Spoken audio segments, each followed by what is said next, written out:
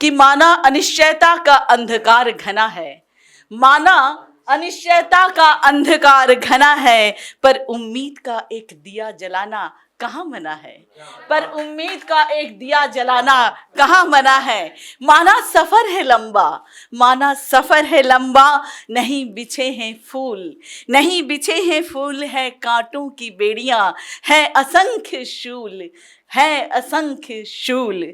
और मन भी अकुलाहट से भरा हुआ है, यह मन भी अकुलाहट से भरा हुआ है, पर ऐसे घड़ियों में मुस्कुराना कहाँ मना है, मुस्कुराना कहाँ मना है, मुस्कुराना कहाँ मना है। जब भाव शब्दों का रूप ले लें, जब भाव शब्दों का रूप ले लें, जब नर्म बर्फ की चादर सुनहरी धूप ले ले, और जब मौन अधर गीत गजलों को छू ले, फिर गुनगुनाना कहाँ मना है, फिर गुनगुनाना कहाँ मना है। इसके साथ ही एक बिल्कुल अलग सी कविता सुनाती हूँ, और धन्यवाद। और इस कविता के लिए कविता सबको बहुत अच्छी लगी, बहुत मुझे प्रशंसा मिली, तो आप लोगों को सुनाना चाहूँगी।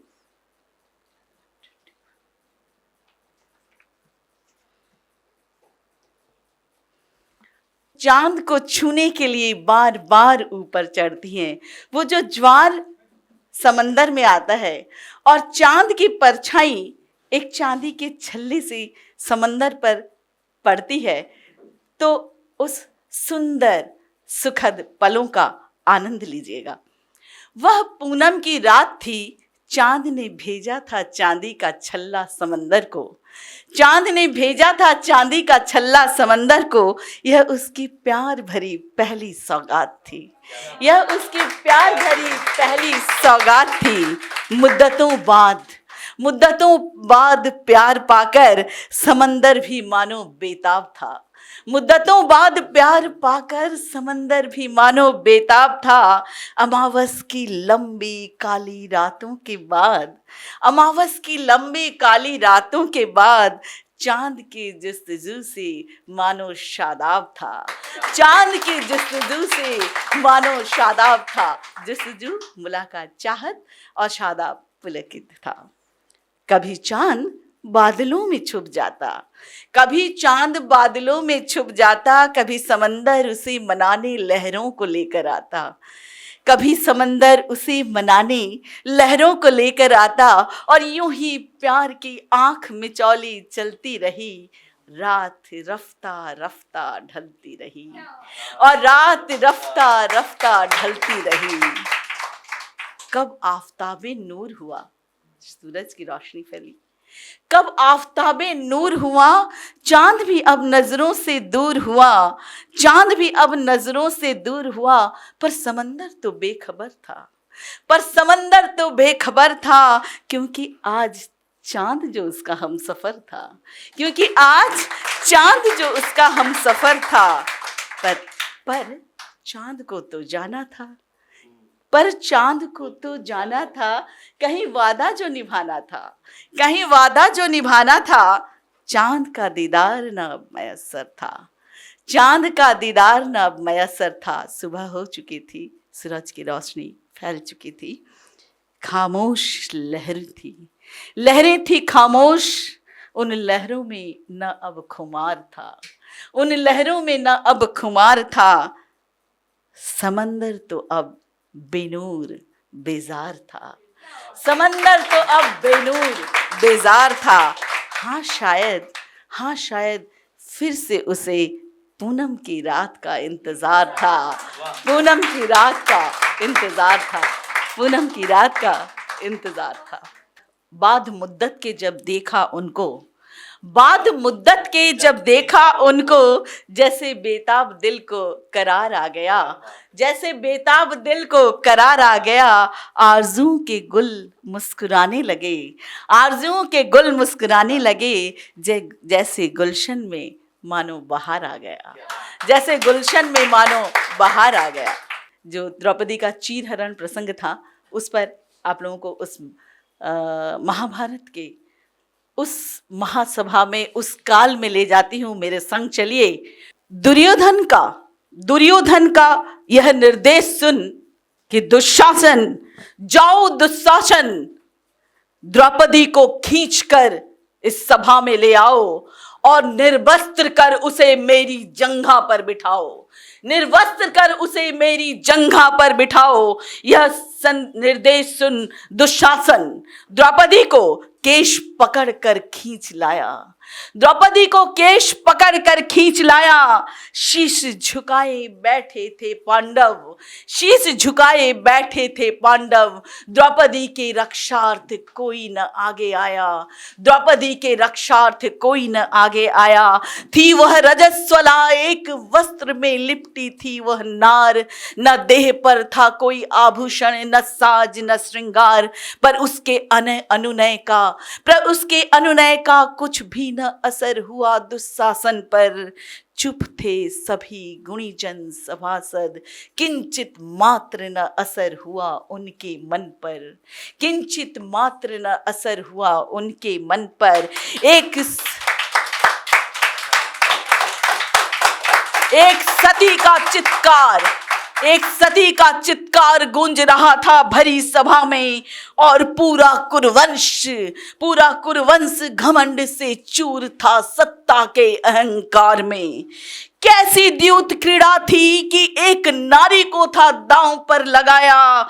धर्मराज युधिष्ठिर सहित 5 पांडवों ने यह कैसा था प्रति धर्म निभाया, यह कैसा था प्रति धर्म निभाया। पितामह भीष्म को चुप देखकर द्रौपदी का अपमान अग्नि सा धधक उठा। चुप न रहा गया उससे, उसका अभिमान बोल उठा। कि सुनिए द्रौपदी भीष्म पितामह से क्या कहती है कि कुल की मर्यादा बड़ी है या सत्ता का अहंकार, कुल की मर्यादा बड़ी है या सत्ता का अहंकार।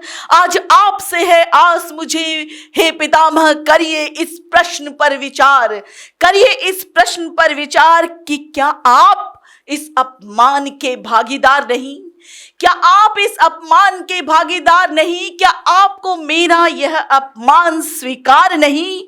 तो छेद दीजिए उसकी जिह्वा को जिसने दासी कहकर मेरा अपमान किया, कीजिए शस्त्रों से तार तार जिसने आपकी कुल वधू को न मर्यादा न मान दिया, जिसने आपकी कुल वधू को न मर्यादा न मान दिया।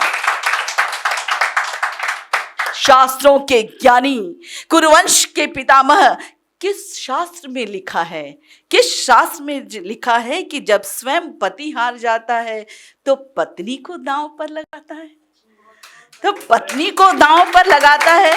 यह मेरा प्रश्न नहीं, यह पूरी नारी जाति का प्रश्न है, प्रश्न है धरती माँ का, उसकी रचना का, इस सभ्यता का, संस्कृति का प्रश्न है कि उसकी मिट्टी में यह कैसी द्यूत क्रीड़ा है, यह कैसा मनाया जा रहा जश्न है, यह कैसा मनाया जा रहा जश्न है। पितामह आप क्यों है निरुत्तर, पितामह को निरुत्तर देखकर पूछती है कि पितामह क्यों है निरुत्तर, क्या आपके पास भी नहीं है इसका कोई उत्तर।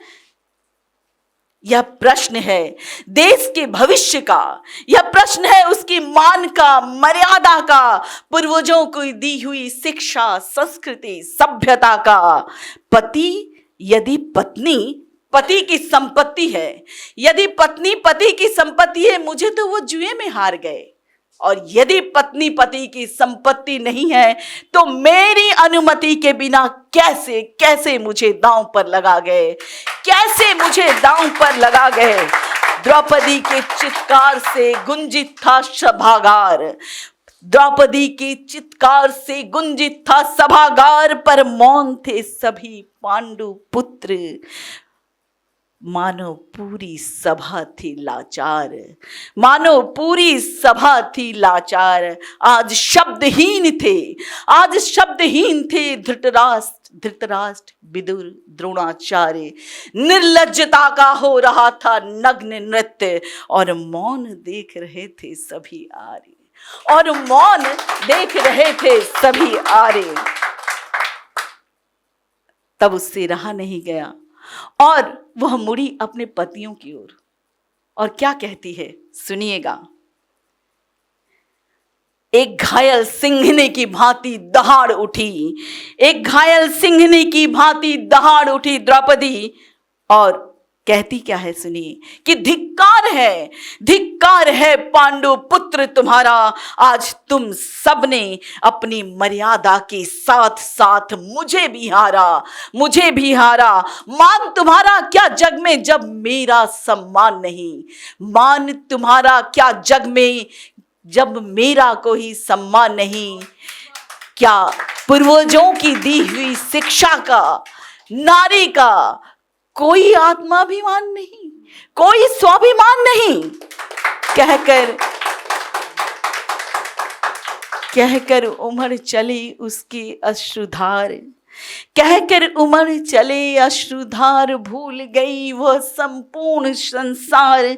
कैसे संभालती अपने आप को, हृदय में मचा था करुण हाहाकार, हृदय में मचा था करुण हाहाकार। फिर बचपन की सखा कृष्ण को किया याद और कहा, आओ सखा आओ, आओ सखा आओ, बचाओ मेरी लाज, करो मेरा उद्धार, करो मेरा उद्धार। हे कृष्ण हे सखा आओ, करो मेरा उद्धार।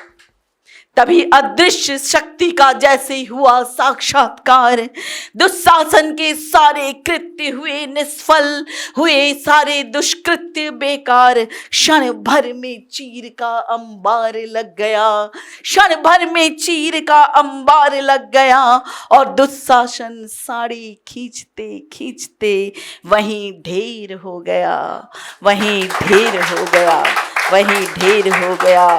पर इस अपमान का हुआ भयंकर परिणाम, कुरुक्षेत्र में हुआ महाभारत का भीषण संग्राम। धरती पर बिछ गई असंख्य लाशें, आसमान काले धुएं से भर गया, एक एक कर बुझ गए सारे दिए। कौरवों का एक भी पुत्र न घर गया, कौरवों का एक भी पुत्र न घर गया। 100 पुत्रों की जननी गांधारी भी पुत्रहीन हुई। हस्तिनापुर की थी वह रानी, आज दीनहीन हुई।